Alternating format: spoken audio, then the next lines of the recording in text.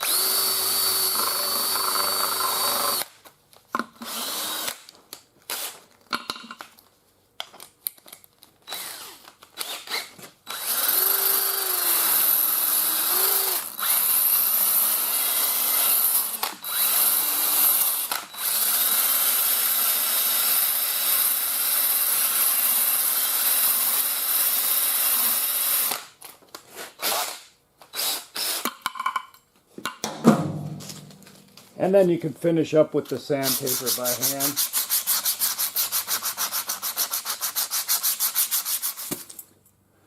Next is a needle scaler, and this can come in handy for serious rust.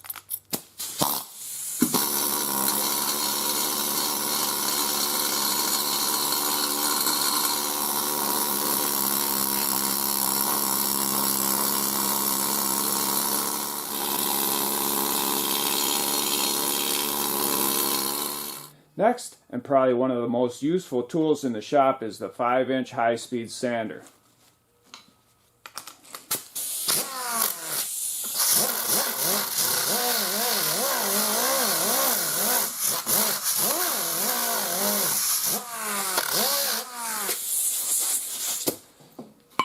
And sometimes if you can't get to certain areas, you can take this off, flip it around,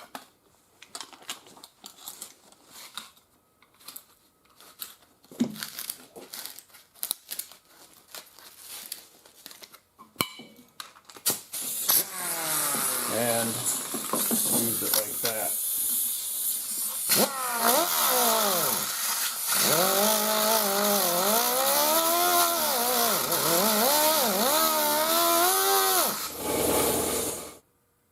Anything left over, you can get by hand or use a SpeedBlaster.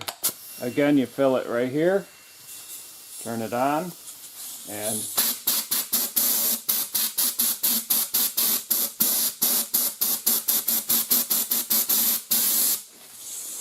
I just squeeze the trigger on and off to use less sand and to be more accurate where I'm aiming.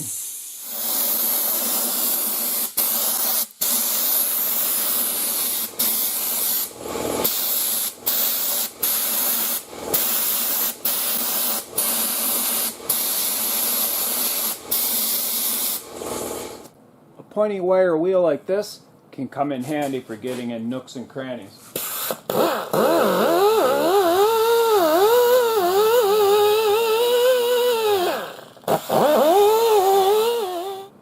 The next tool is a 90-degree angle drill with an attachment called Quick Click, and you can get abrasive wheels and simply attach like that.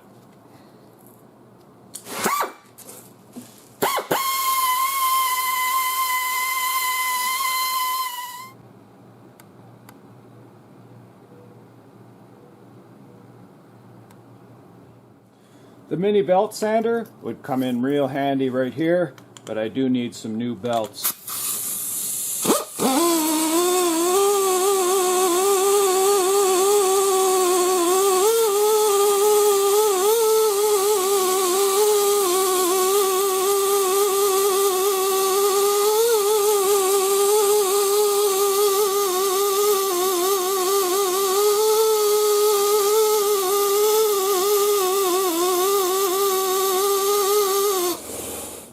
Last, the mini DA can come in handy in tight areas, and we just cut pads out of old discs.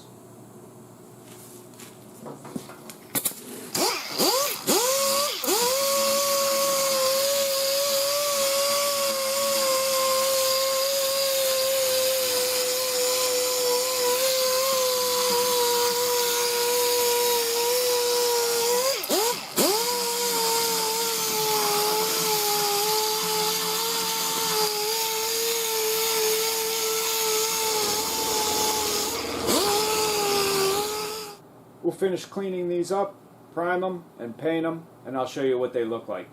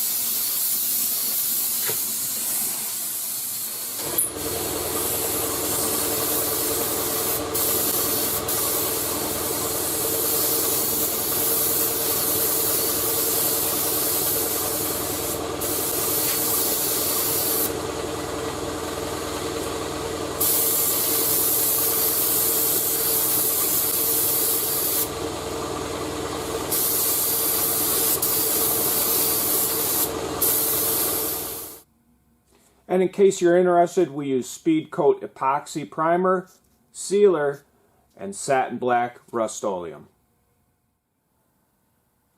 After 2 coats of primer and 3 coats of paint, these rims are ready to be put back on a horse trailer we've been working on for my wife to sell baked goods.